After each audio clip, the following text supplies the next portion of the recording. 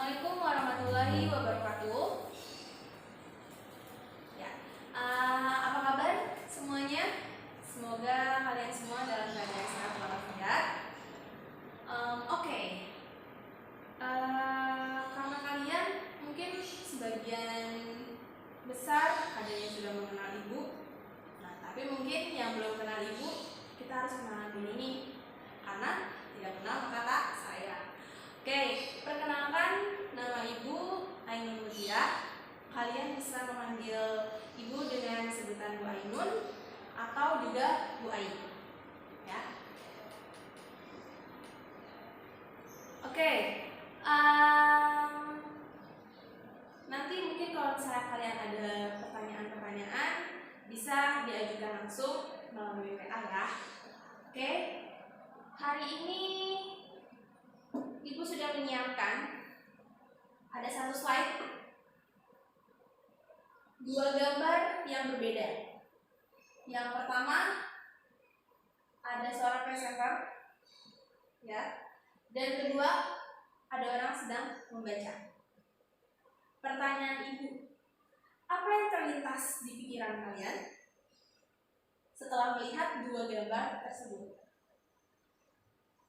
Nah, kalau kalian menjawabnya tentang berita ini Bu, betul, 100 untuk kalian. Nah, jadi untuk bab kita hari ini kita akan membahas tentang teks berita.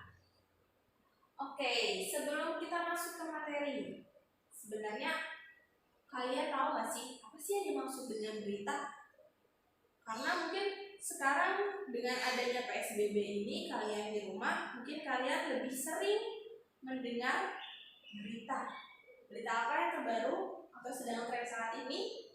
Ya, tentang corona atau COVID-19. Nah, baik, Ibu akan menjabarkan apa yang dimaksud dengan berita. Bisa dilihat di sini, teks berita adalah teks yang melaporkan sebuah kejadian ataupun peristiwa ataupun informasi mengenai sesuatu yang telah atau sedang terjadi. Oke, dari pernyataan ini, mana kata kuncinya? Kata kuncinya adalah ini ya, informasi. Nah, jadi yang dimaksud dengan berita itu adalah sebuah informasi. Informasi yang telah terjadi ataupun sedang terjadi. Itu pengertian dari teks berita. Informasinya tentang apa Bu? Tentang apapun. Baik itu kejadian tentang kecelakaan, tentang musim kemarau, tentang penyakit atau virus seperti saat ini, ataupun tentang maraknya kenakalan remaja. Nah, itu adalah contoh-contoh dari teks berita. Oke, semoga kalian paham ya dengan pengertian teks berita. Selanjutnya, media penyebaran berita. Nah, kira-kira berita itu bisa kita tahu dari mana saja? Ada dua. Bisa dari lisan, dan satu lagi bisa lewat tulis. Bedanya apa lisan dengan tulis?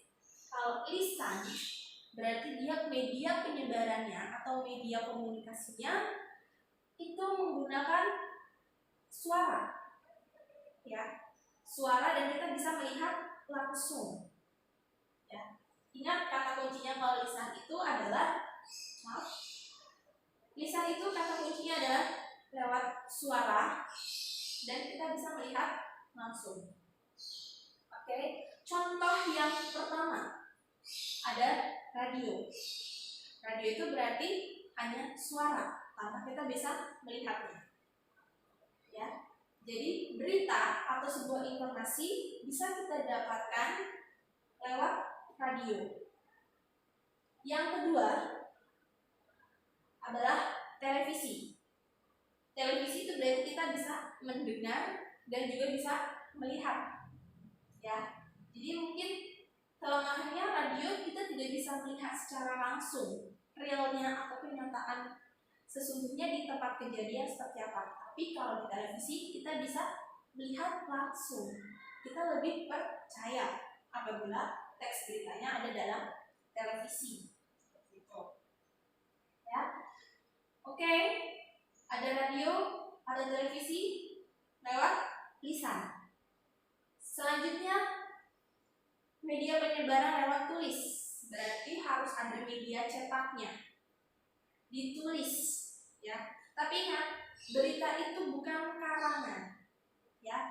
Berita itu adalah real, nyata, ya, bukan sebuah karangan. Karena kalau karangan itu kita bisa bebas mengekspresikan sesuatu atau kita menulis apapun itu bebas. Tapi kalau tulis itu tidak bisa. Oke, yang pertama kita bisa melihatnya dari koran. Ya, walaupun mungkin sekarang koran sudah kurang diminati oleh masyarakat, tapi tetap saja teks berita bisa dinikmati lewat koran. Ya, berita atau informasi-informasi bisa disajikan lewat koran. Itu yang pertama. Yang kedua, majalah. Ya, mungkin kalau untuk anak-anak muda lebih senang membaca majalah ketimbang koran. Karena mungkin kalau majalah gambarnya lebih menarik atau berita-beritanya pun lebih sesuai dengan umur remaja. Ya. Yang ketiga, ini yang sangat diminati oleh masyarakat dengan akses yang sangat mudah, bisa lewat laptop, bisa lewat handphone. Kita bisa mendapatkan informasi atau mendapatkan berita lewat internet. Ya. Dari internet kita bisa tahu tentang apapun yang ada di seluruh dunia. Ya atau tidak? Iya ya. Oke. Itu untuk media penyebaran berita. Sampai sini mungkin insya Allah kalian paham ya. Kita lanjut. Oke, lanjut tujuan. Tujuan dari teks berita itu sebenarnya untuk apa sih? Nah, tujuannya yaitu bertambahnya informasi. Ya. Dulu. Oke, bertambahnya informasi serta wawasan sehingga pembaca ataupun pendengar dapat berpikir secara menyeluruh, efektif, kreatif, dan kritis terhadap suatu masalah yang terjadi di lingkungan sekitar. Oke, jadi di sini dari penjabaran tujuan ini dapat kita simpulkan apa? Dengan kita membaca berita, kita akan bertambah yang namanya informasi serta wawasan. Ya, sehingga nantinya kita bisa memilah dan memilih ya.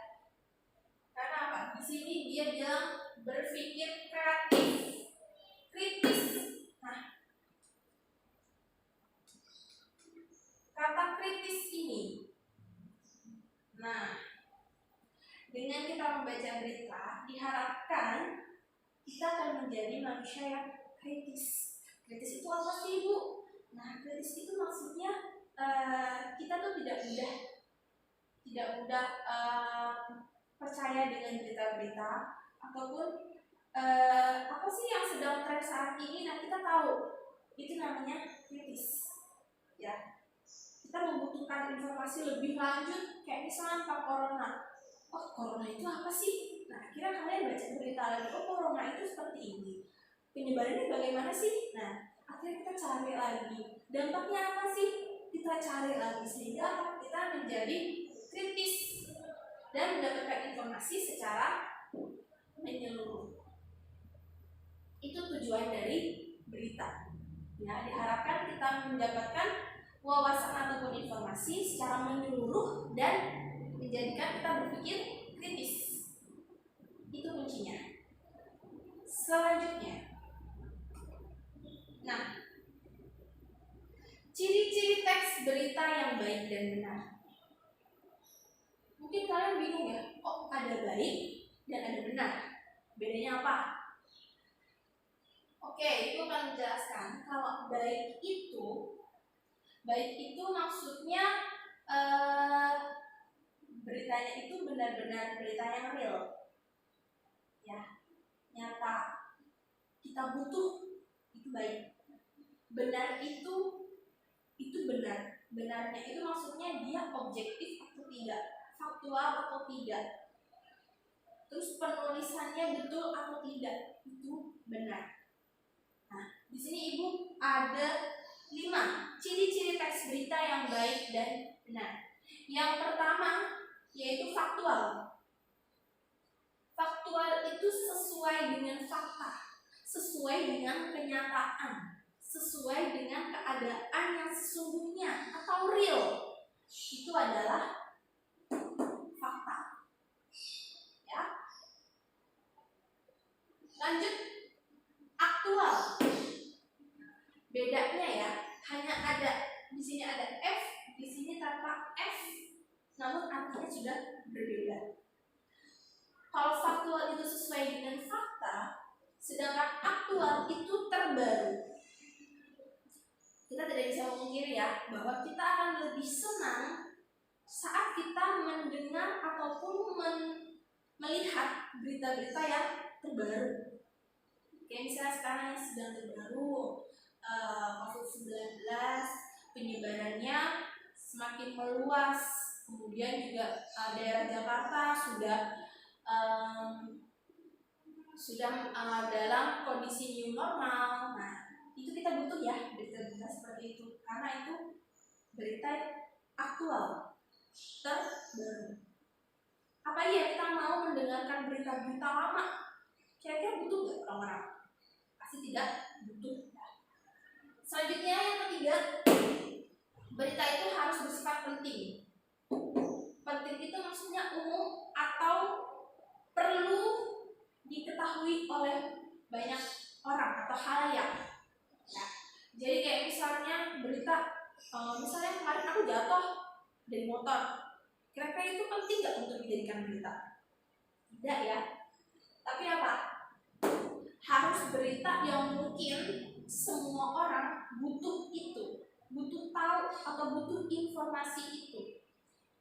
Itu baru disebut sebagai berita yang baik dan benar, bersifat penting. Oke, selanjutnya yang keempat, menarik. Menarik itu sesuai dengan tren. Menarik, oh sekarang tuh lagi menariknya kelulusan. Kelulusan itu wisudanya secara virtual. Nah, akhirnya kita butuh berita-berita tersebut karena itu adalah berita yang menarik atau berita yang sedang tren saat ini. Atau misalnya tentang berita-berita tentang artis Korea, ya kan, yang sedang karena dia tidak bisa tur ke berbagai negara, akhirnya dia melakukan show-nya atau melakukan panggungnya, aksi panggungnya itu lewat virtual juga, gitu kan. Nah, itu juga menarik atau sesuai dengan tren saat ini. Ya. Dan terakhir, berita yang baik dan benar itu haruslah komunikatif. Apa sih yang dimaksud dengan komunikatif? Nah, komunikatif itu adalah bahasanya mudah dipahami atau mudah dimengerti. Jadi bahasanya itu tidak bahasa alay gitu, yang mungkin hanya sebagian orang saja yang tahu, tapi harus bahasa yang seluruh orang mungkin mengetahuinya, yang mudah dipahami, tidak berbelit-belit, langsung to the point, langsung kepada poin pembahasan. Itu komunikatif. Oke. 5 ciri teks berita yang baik dan benar. Sudah? Selanjutnya, nah, ini yang terpenting.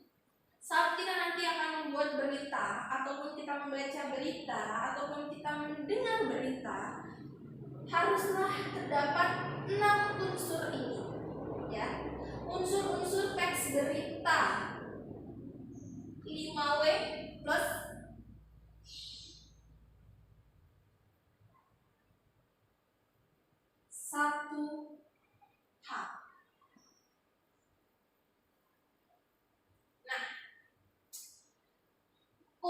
unsur teks berita yang perlu kalian ingat adalah 5W plus 1H.